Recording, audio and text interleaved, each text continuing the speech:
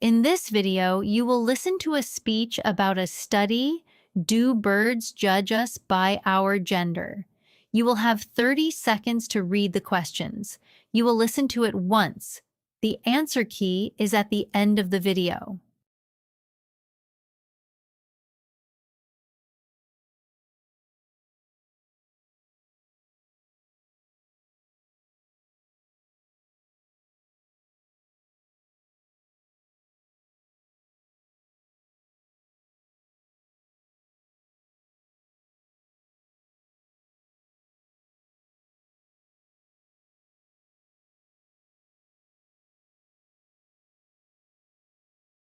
Good evening and welcome back.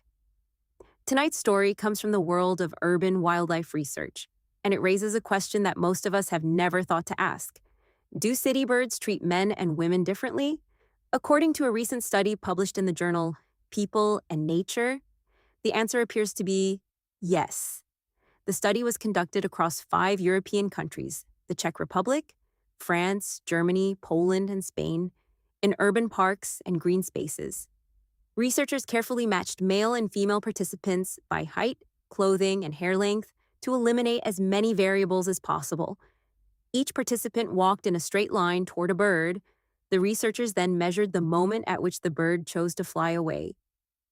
This measurement is known as the flight initiation distance, the point at which an animal decides that an approaching human is close enough to be a threat. The findings were striking. Urban birds, including pigeons, sparrows, magpies, great tits, blackbirds, starlings, and woodpeckers consistently flew away sooner when approached by women than by men. In other words, men were able to get significantly closer before the birds took flight. The gender of the approaching person, it turns out, genuinely affects how birds assess risk. Professor Daniel Bloomstein, one of the study's co-authors, confirmed that the researchers are confident in the finding itself, but openly acknowledge that they cannot yet explain why it happens. And that uncertainty has opened the door to some fascinating speculation.